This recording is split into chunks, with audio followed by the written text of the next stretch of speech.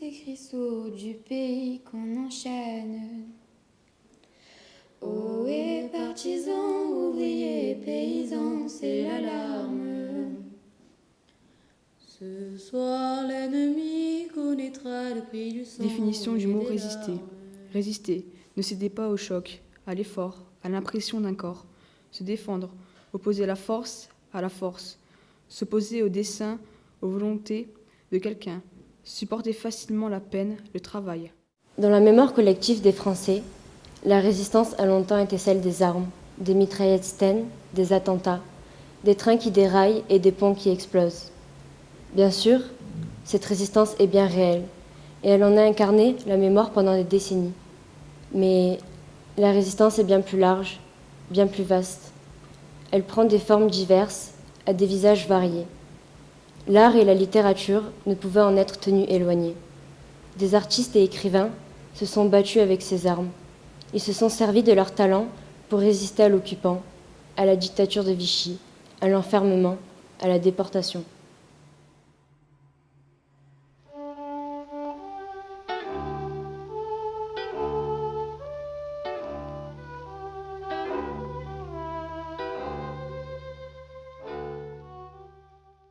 En occupant la France, à partir de juin 1940, l'Allemagne nazie chercha à imposer sa loi dans tous les secteurs d'activité, y compris dans les domaines culturels et artistiques.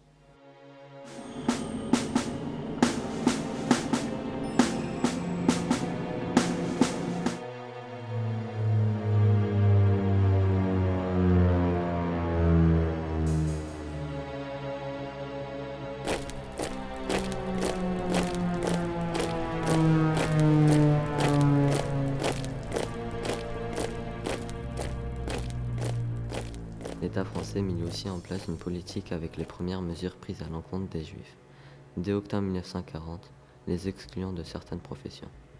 Ces mesures ne cesseront d'être renforcées avec le recensement obligatoire des populations juives, le port de l'étoile jaune, le boycott des magasins juifs, les rafles.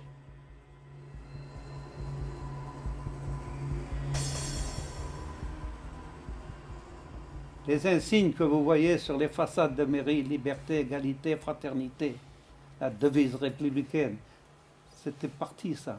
À la place, c'était travail, famille, patrie. Voilà ce que c'était la devise du maréchal Pétain et de son gouvernement.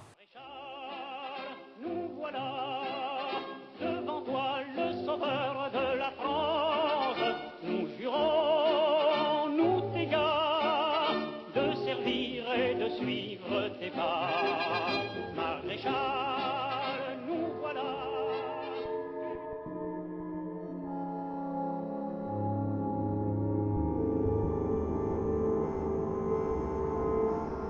Le gouvernement s'installe à Vichy en zone libre.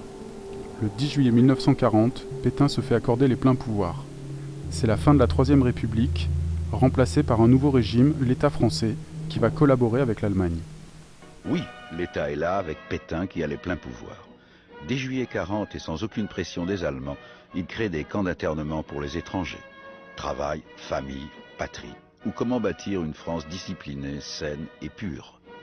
Voilà l'idéologie maréchaliste que doivent relayer journalistes et cinéastes. On a entendu une voix, c'était la voix du maréchal Pétain, qui disait qu'il faisait don de sa personne à la France, qu'il allait arrêter les hostilités, que nos prisonniers reviendraient, qu'il fallait bien accueillir les Allemands, qu'on avait tout à y gagner. Mais croyez-moi, on y a cru au début. Pour une bonne raison, c'est qu'on ne savait pas à qui s'adresser. On était complètement délaissés, complètement délaissés. L'administration, ça n'existait pas. C'était chacun pour soi. C'était chacun pour soi. Avant qu'elle se mette en route, croyez-moi, ça durait un moment. Mais on y a cru, mais pas longtemps. Pour une bonne raison. C'est le gouvernement de Pétain.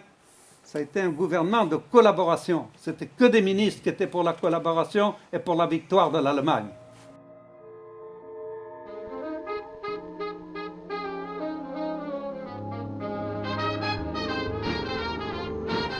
Il entend une autre voix. Mais celle-là, elle n'était pas claire comme voix. C'était brouillé, vous voyez, comme quand vous écrasez du gravier.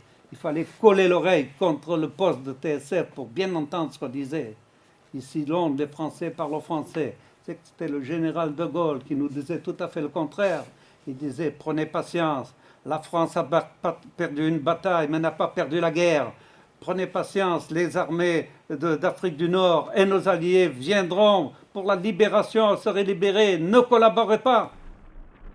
L'honneur, le bon sens, l'intérêt supérieur de la patrie commandent à tous les Français libres de continuer le combat là où ils seront et comme ils pourront. Il est par conséquent nécessaire de grouper partout où cela se peut une force française aussi grande que possible. L'appel lancé par le général de Gaulle depuis Londres le 18 juin 1940 est l'acte de naissance de la résistance extérieure. De Gaulle fonde la France libre avec les FFL, se battant aux côtés des Britanniques. Dès 1940, en France, certains refusent l'armistice, l'occupation allemande, la collaboration. Ils organisent clandestinement des mouvements de résistance comme les journaux Combat ou Libération. Les résistants mènent différentes actions, sabotage, tracts, journaux pour la contre-propagande, aide aux évasions, maquis, faux papiers. En 1941, De Gaulle charge Jean Moulin d'unifier les différents mouvements de la résistance intérieure et de la diriger. En 1943, le CNR est créé avec pour chef De Gaulle et qui réunit les mouvements de la résistance, les délégués des anciens partis et syndicats.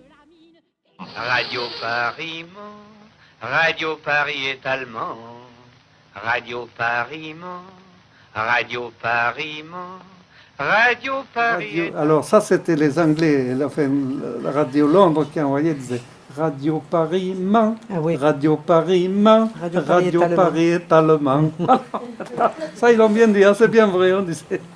Voilà. La résistance intérieure en France, pour des raisons évidentes liées à la clandestinité, ne produit pas de films ou de pièces de théâtre. Les studios sont financés et contrôlés par les autorités comme la Continentale, dont les directeurs et les capitaux sont allemands. Les réalisateurs et auteurs de théâtre sont trop exposés à la censure et soumis aux recettes financières.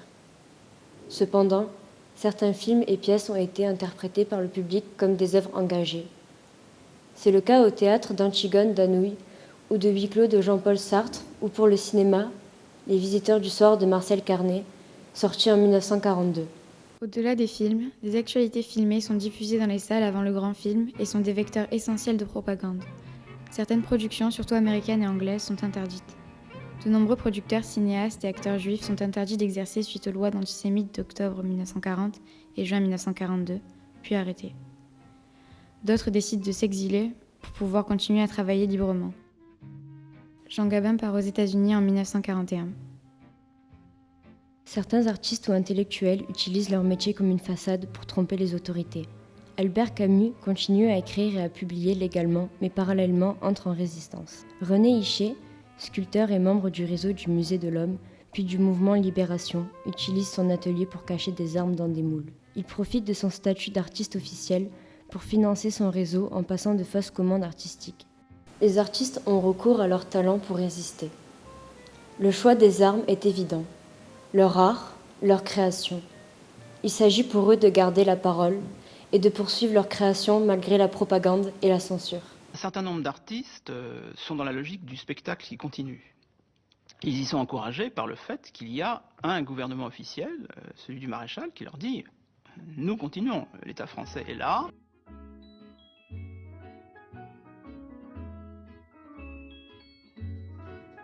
Le monde de la nuit parisienne à cette époque-là demeure encore très vivace.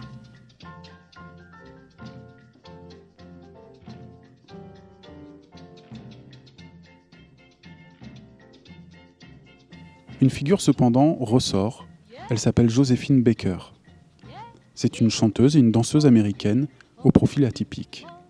Elle a acquis une solide notoriété dans les années 20 puis dans les années 30 dans le milieu du cabaret et du music-hall grâce à sa troupe La Revue Nègre. Dès l'occupation, elle va rejoindre la résistance en utilisant sa réputation pour faire du contre-espionnage. Elle ira glaner des informations de la zone occupée qu'elle transmettra à la zone libre. Ensuite, elle rejoindra la Croix-Rouge et elle aidera les soldats. Elle sera décorée en 1967 de la Croix de la Légion d'honneur et de la Croix de guerre pour son comportement exemplaire pendant la guerre. Sur mes cahiers d'écolier, sur mon pupitre et des arbres, sur le sable, sur la neige, j'écris ton nom. Sur toutes les pages lues, sur toutes les pages blanches, pierre, sang, papier ou cendre, j'écris ton nom. Paul Éluard écrit ce poème en 1941 en France occupée. Le poème est publié en 1942 dans la revue poétique Fontaine, à Alger. Puis, Éluard décide finalement de changer le titre et le dernier mot du poème. Liberté s'impose alors à lui. Il connaît un succès important et rapide. Parvenant à Londres, le poème est ensuite reproduit dans la revue La France libre, et les 21 strophes sont parachutées par la RAF à des milliers d'exemplaires. Il est aujourd'hui un poème incontournable de la résistance française, mais aussi un hymne universel à la liberté.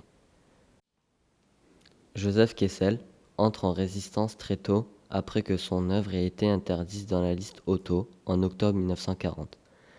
Fin 1942, il rejoint l'Angleterre via le Portugal et l'Afrique du Nord, puis s'engage dans le FFL en mars 1943.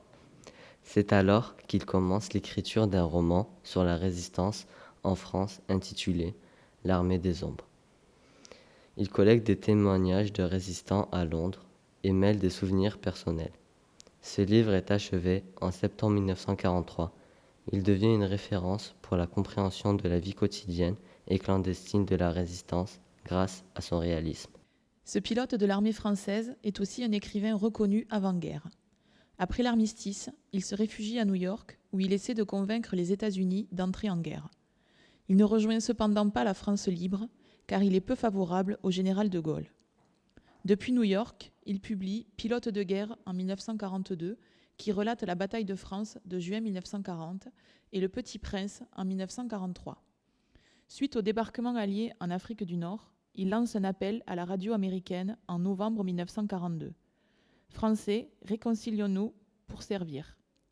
Reprenant du service comme pilote, Saint-Ex disparaît au large de Marseille à bord de son avion en juillet 1944.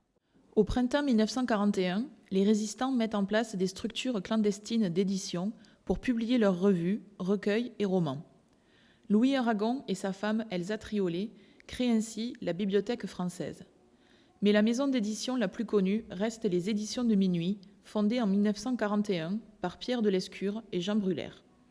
Elles éditent environ 25 livres, romans, poèmes, contes, essais, publiés à 500 exemplaires chacun. Les ouvrages sont ensuite vendus clandestinement et les bénéfices servent notamment à payer les imprimeurs. Le silence de la mer est écrit par Jean Brulaire, dit Vercors. Publié en février 1942, ce roman est la première publication des Éditions de Minuit. Il raconte l'histoire d'un père et de sa fille contraints de cohabiter avec un officier allemand sous leur toit. Ils décident de ne pas communiquer avec lui. Le roman évoque une forme de résistance civile, celle du silence face à l'occupant. Les poèmes résistants sont présents dans les journaux clandestins, parfois dans des tracts sous la forme de quelques vers. Ils sont aussi imprimés sur des publications clandestines entièrement dédiées à la poésie.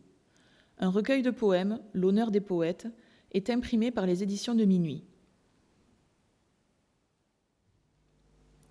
Roger Payen est né le 13 janvier 1913 à Puiseaux et mort le 12 novembre 2012 à 99 ans à Balazac. Roger Payen est un résistant communiste français. Il fut arrêté le 2 mars 1943 avec sa femme Suzanne pour des raisons politiques. Ils sont tous deux torturés. De 1943 à 1944, il est emprisonné à la prison de la Santé à Paris. Il a produit 250 dessins et peintures. Majoritairement, ces dessins et ces peintures représentent des détenus et des cellules. Il raconte la vie quotidienne de la prison. Il y a une œuvre qui m'a plu, c'est un dessin où il reproduit sa cellule comme une boîte d'allumettes.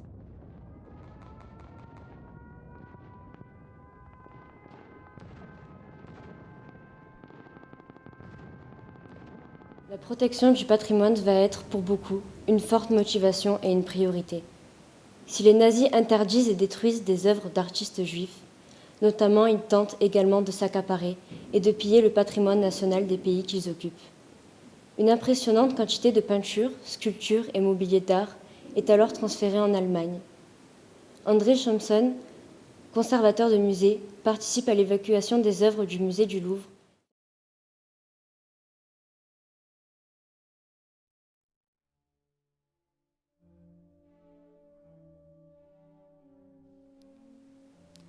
Ouvert en septembre 1939 au sein d'une tuilerie située entre Aix-en-Provence et Marseille. Le camp d'Émile connut un peu plus de 3 ans d'activité et vit passer plus de 10 000 internés originaires de 38 pays, parmi lesquels de nombreux artistes et intellectuels. Dans ce bâtiment furent internées entre 1939 et 1942 plus de 10 000 personnes dans des conditions de plus en plus dures. Réfugiés en France, la plupart fuyaient le totalitarisme, le fanatisme et les persécutions en Europe.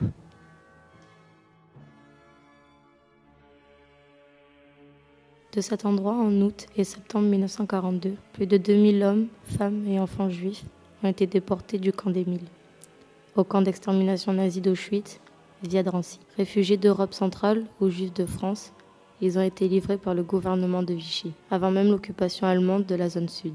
Parmi eux, une centaine d'enfants et d'adolescents, le plus jeune n'avait qu'1 an. Gardons-en la mémoire pour aujourd'hui et pour demain. Hans Bellmer est né en Allemagne. Il commence très jeune à travailler avant de se consacrer à la peinture. Il est initié au dessin entre 1926 et 1932. Il doit quitter Berlin en 1938 pour la France, où les surréalistes l'accueillent et où il fait la connaissance de Max Ernst, à Aix-en-Provence, puis du poète et écrivain Jo Bousquet. Les corps féminins sont démontés, désarticulés, mutilés et monstrueusement reconstruits pour être finalement déformés, ficelés et pénétrés, comme dans une référence à Sade, à qui il dédiera à la fin de sa vie un ensemble de gravures.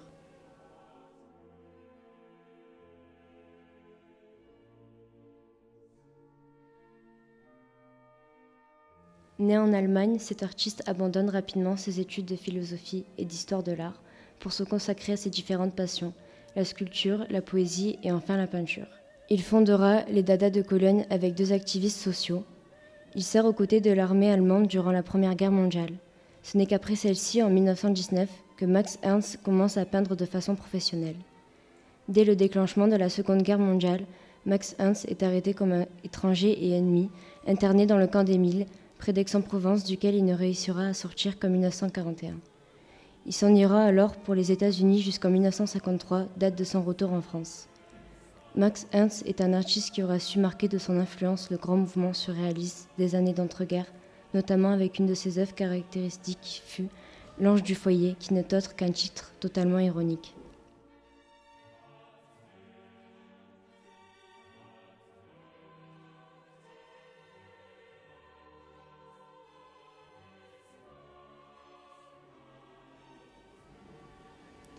L'ancien réfectoire des gardiens, ou plutôt la salle des dessins, est sans aucun doute le lieu qui relate le mieux l'ironie, la dérision et le surréalisme de l'entre-deux-guerres.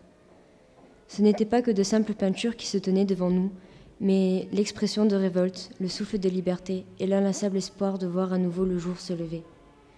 Là se tenait fièrement le cri silencieux d'intellectuels et d'artistes muets et révoltés, épuisés et affamés.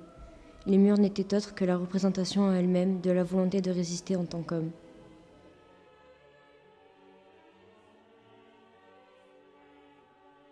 Je ne vous dis pas que le nazisme est mort, hein? Attention, il faut bien être bien réveillé là-dessus. Hein? Ne croyez pas qu'on a tout tué le nazisme, c'est pas vrai.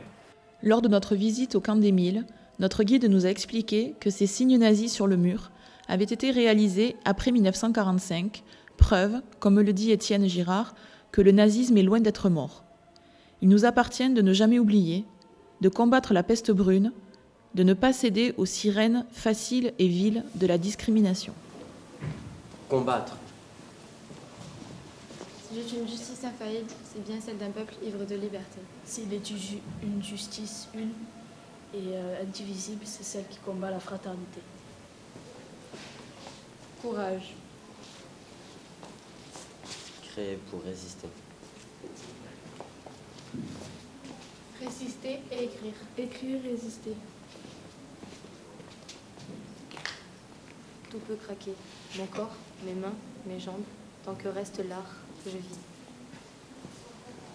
Dire non, être contre, ne pas se taire. Survivre. Prendre des risques. Pardonne, mais n'oublie pas. Résiste à l'oubli des populations. S'engager. Debout, peuple de France, face à l'envahisseur, qui sème dans les rangs la honte et le malheur. Être un esclave ou mourir debout, être un Français torturé ne peut être assez lâche pour vivre enchaîné. Le temps d'apprendre à vivre, il est déjà trop tard. S'il y a une justice immuable et sincère, c'est celle que le peuple doit enfin se donner. S'il y a une justice unique et sincère, c'est celle de la paix et de l'égalité. Rêver dans un cauchemar. Ne cédez pas au choc, à l'effort, à l'impression d'un corps, se défendre, opposer la force à la force. S'opposer au dessein, à la volonté de quelqu'un.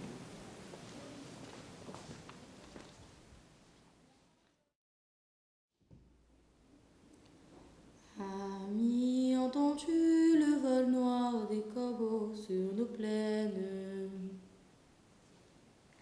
Ami, entends-tu ces cris sourds du pays qu'on enchaîne?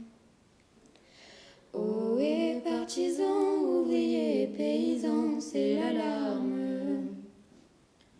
Ce soir, l'ennemi connaîtra le prix du sang et des larmes.